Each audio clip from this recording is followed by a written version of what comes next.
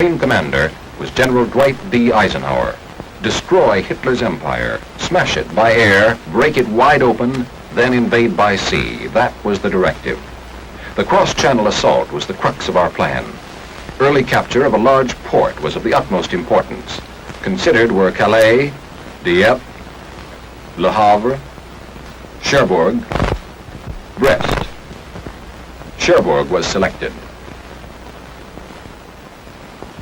For more than one full year, there poured into Great Britain a torrent of war implements, tanks, guns, weapons beyond description.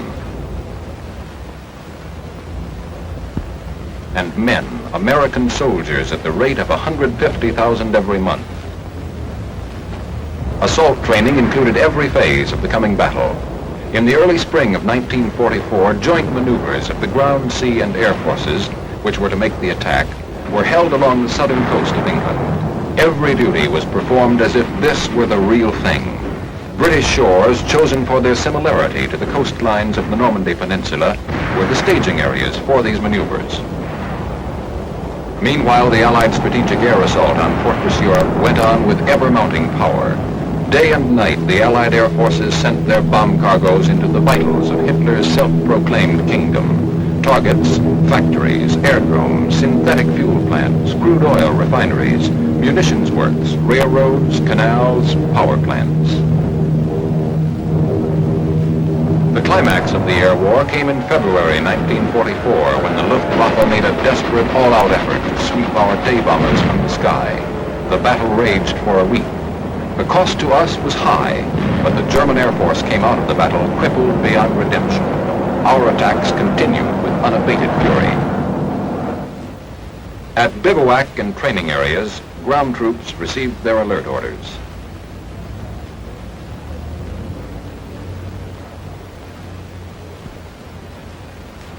Men and equipment started to move.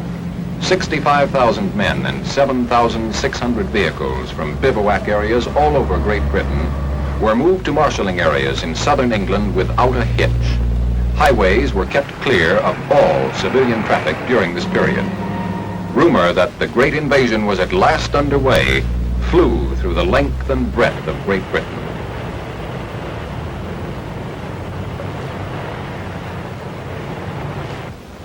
In the marshalling area, each man drew a new gas mask of the latest type, an instantaneous life belt. Field rations were issued, including cigarettes and candy. When the men received French folding money, they knew what was what. Now special briefing officers took over. Each unit was briefed individually.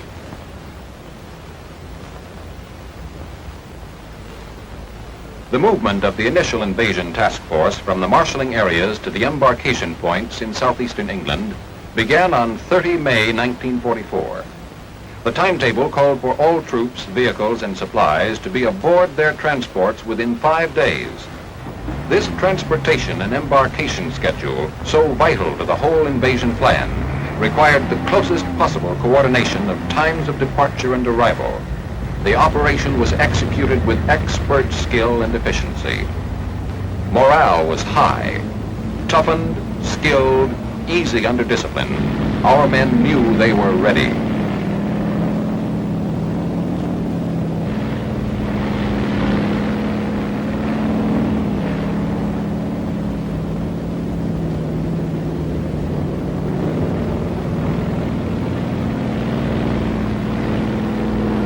Embarkation of men and equipment took place simultaneously at 9 seaports along the southern and southwestern coast of England.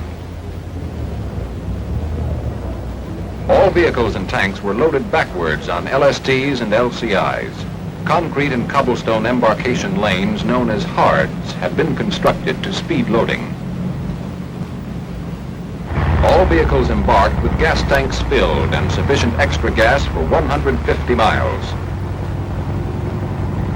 And the foot soldier was on time and in place.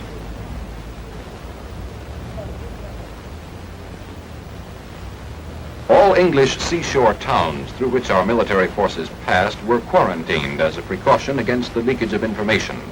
Had the Luftwaffe commanded the skies at this juncture, it could have inflicted great damage to our men and ships, concentrated as they were in this relatively small area. Each man carried one K and one D ration. No extra clothing or barracks bags on this trip. General Eisenhower said of these men, "There is no question at all as to the readiness of the troops. They are well trained, fit, and impatient to get the job started and completed." These small assault boats ran a continuous shuttle service from the hards and docks to the transports lying at anchor in the harbor.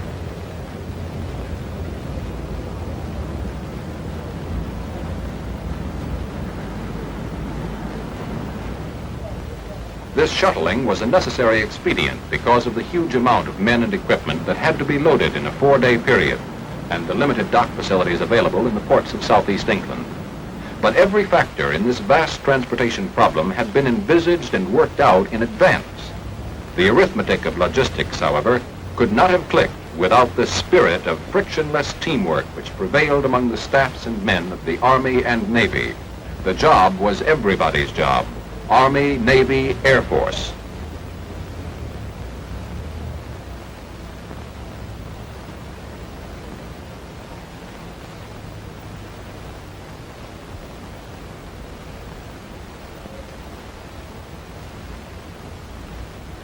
As each ship was completely loaded with its men and equipment, it pulled out into the harbor to take its place in the forming convoy.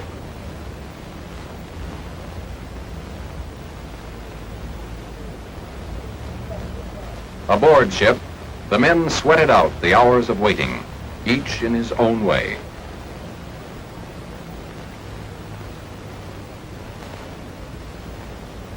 Naval gun crews received individual briefings. The success of this tremendous undertaking depended vitally upon the naval bombardment that would precede the assault of ground forces. Troop units rehearsed their objectives from D-Day to D+3.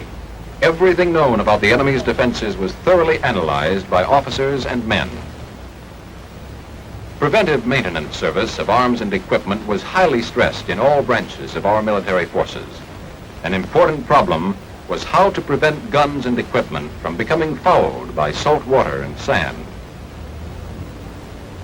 On 4 June, with the convoys fully loaded and ready to sail, the weather forecast for D-Day caused grave concern. A last-minute conference took place aboard the Augusta. D-Day was postponed 24 hours to 6 June. Airborne troops, the men who were to spearhead the invasion, had meanwhile been assembling at command departure points. These tough fighting men who were to drop behind the enemy's coastal defenses in parachutes and gliders had the extremely critical mission of preventing enemy counterattacks from upsetting the plan of our main assault forces. These airborne troops would be fighting the enemy and destroying his lines of communication 5 hours before the main assault forces hit the beaches. Covered by watchful air fighters, the American units left their various harbors in southeastern England to meet the British units at a rendezvous off the Isle of Wight. Our strategic air bombardment never let up. Through endless attacks on key bridges and rail centers, the ability of the enemy to shift reserves was fatally restricted. Under complete radio silence, each ship took its proper place in the vast armada. At twilight came the signal for the dash across the channel. At command departure points, gliders and their tow planes were standing ready for the night's operation.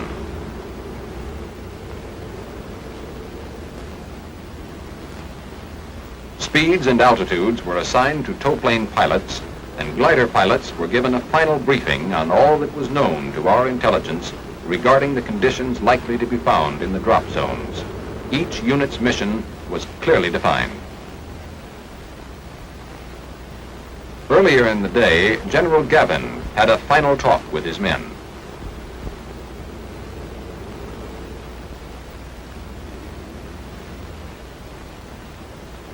General Eisenhower paid a visit to the airborne infantry.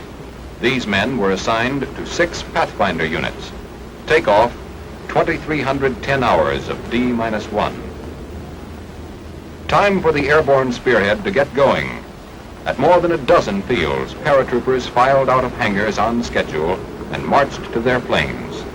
Each combat team carried adequate equipment to complete its mission independently, for it was recognized that a night drop into heavily defended enemy territory by such large forces was bound to create a wild state of confusion on both sides.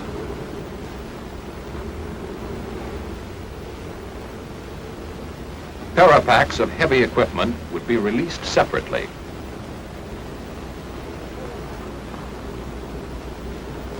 Gliders were loaded with equipment first. Each pilot checked his list of passengers.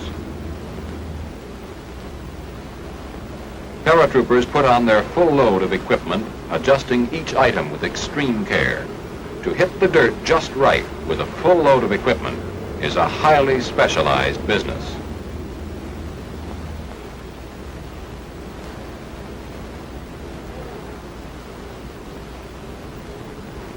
Final check by the jump master, the most particular man in the outfit.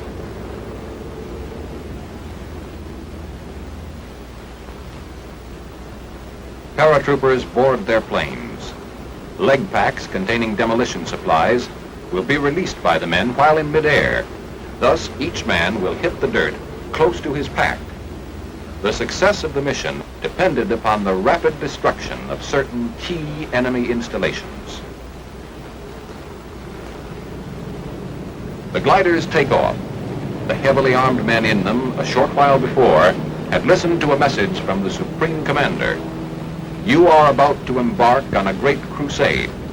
The eyes of the world are upon you, and the hopes and prayers of all liberty-loving people are with you.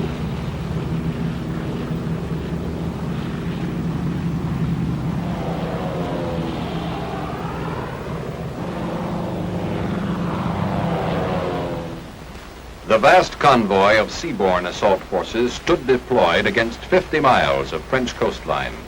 American forces were commanded by Lieutenant General Bradley. British and Canadian forces were under command of Lieutenant General Dempsey. Shattering the dawn 90 minutes before H hour, the naval bombardment opened up. It was like a convulsion of nature. More shell tonnage was expended in 1 hour than in the entire Allied naval campaigns of World War I. Each warship had its assigned targets, its individual schedule of fire. Prime targets were the enemy's powerful coastal guns. Infantry units that would comprise the second assault wave began transferring into their assault boats. The first assault wave was already standing by, waiting for the signal to dash inshore.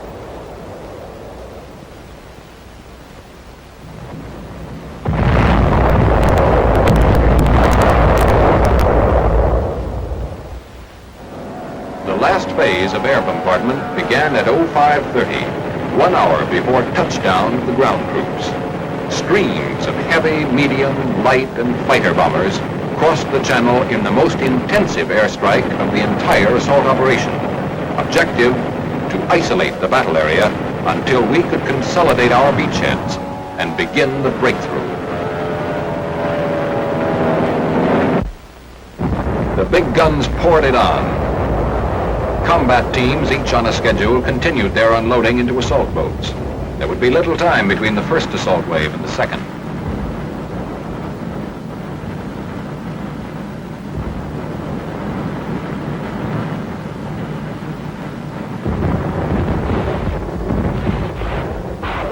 Now the rocket ships opened up, smashing at underwater obstacles and coastal mines, over the heads of the first wave of assault troops, firing their massed salvos with close precision until the troops were 300 yards from the beaches.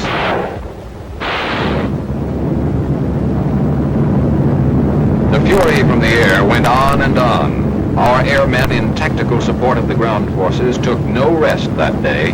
Back from one sortie, they gassed up, loaded their bombs and ammunition belts, and grimly went out again and again.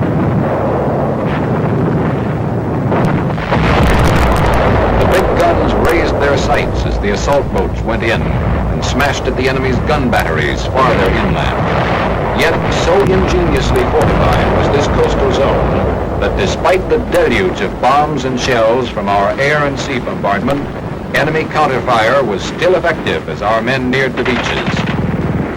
Our first assault wave had a full share of heartbreaking misadventures. Many of their boats were hung up and wrecked on steel hedgehogs. Plunging fire from enemy batteries was extremely accurate.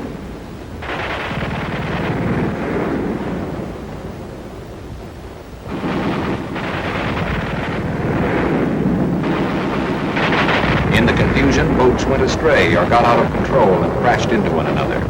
Forced to jump out of sinking boats, many men had to discard their weapons and equipment to save themselves from drowning. Casualties in the first hour were heavy.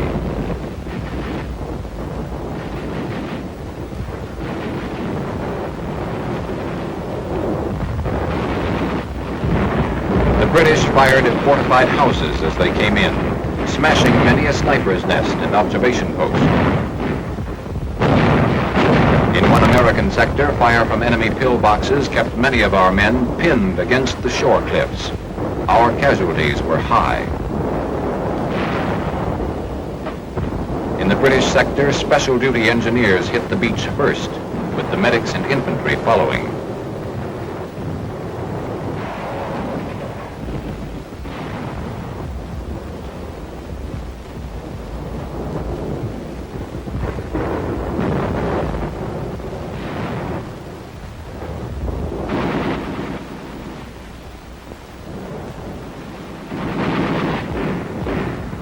With the beachhead secure, the infantrymen lost no time in driving on to other objectives.